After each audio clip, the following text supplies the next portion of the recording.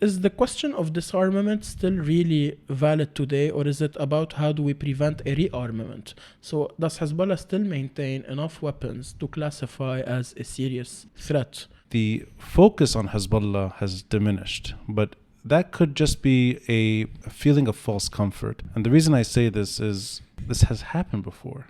The Israelis laid siege to Beirut in the summer of 1982. The Israelis removed Arafat from Lebanon. Over 10,000 Lebanese were killed in that summer.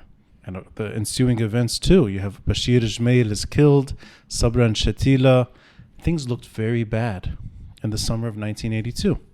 And then, 1983, the war was over. There was a new government. There were international peacekeepers across the country, even in Beirut, marching in Beirut, patrolling the streets. You had a Lebanese army that was being reconfigured and reclaiming lost geography.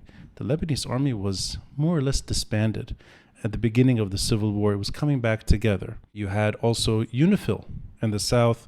You had the Israelis withdrawing, leaving Beirut. You also had something that's become toxic to talk about because of its implications. But the Lebanese government, with American support and Israelis on the other side, signed a trilateral agreement, a May 17 agreement with Israel. All of that happened months after an Israeli siege and war. 1983, people were talking about the end of the civil war, turning the page, moving on. And then 1984, all of that was meaningless. That's an extreme case scenario, one that I don't think will play out exactly the same way right now, but the threat is there.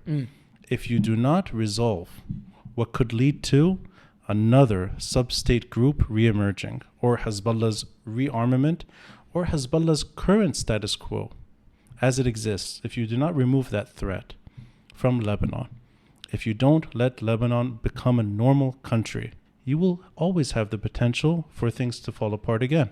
So that's really my point, in that there's no resolution as of yet that's been articulated on how to sever Iran from Lebanon.